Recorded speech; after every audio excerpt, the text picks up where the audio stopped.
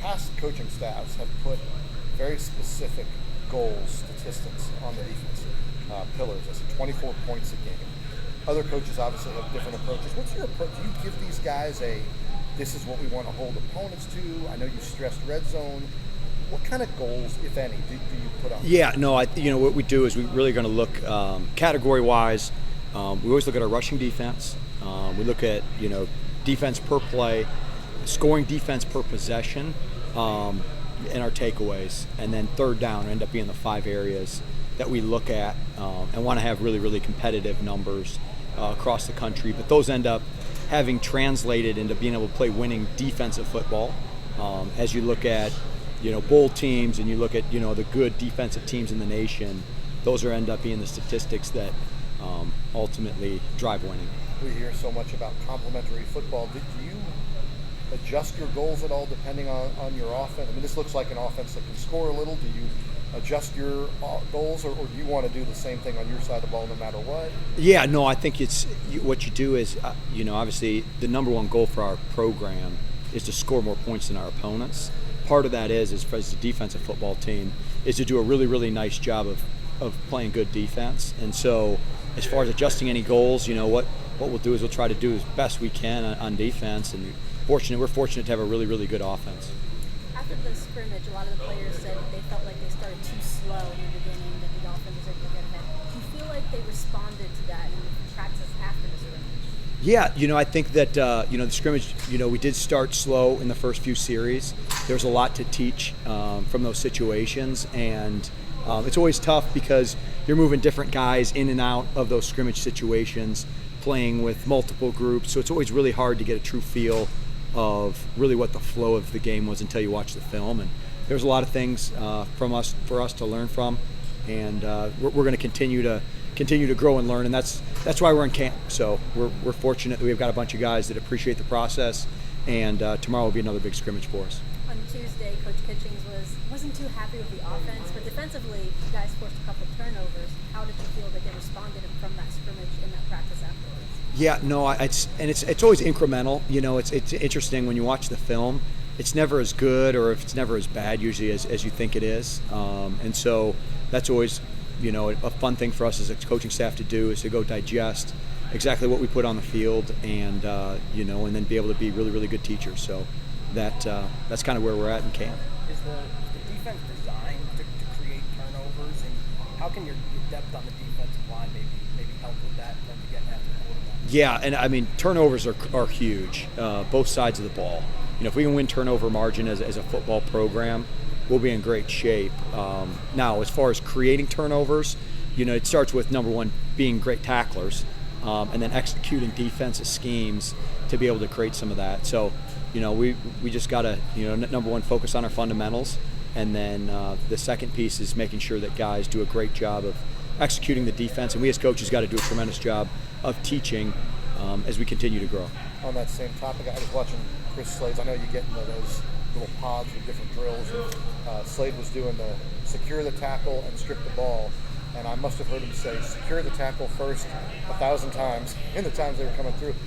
Is that something just in college football in general that maybe is being lost, the idea of making sure you have the tackle before you go for the big hit or the strip or to punch the ball out, that kind of stuff? Yeah, no, I think just, shoot, if we're going to play great defensive football, we got to be great tacklers, and then you hope that second guy and third guy with great effort that comes in, you get a chance to, expose the football, and if guys are conscious about the second and third guy coming in to take a strip or a punch at the ball, you hope to force that ball out.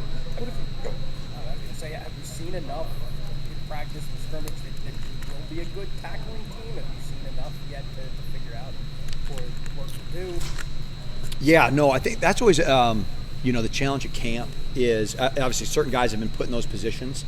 I'll be the first to say is we're gonna, there'll be bad calls, there'll be missed tackles, but what we'll do is, we've got to just play with great effort, and then also have the flexibility to be really good learners too as we go. So, I think that these guys are doing a tremendous job of again picking up the defense, embracing each other, and frankly committing to Coach Elliott's vision of building this model program. You guys have said, I imagine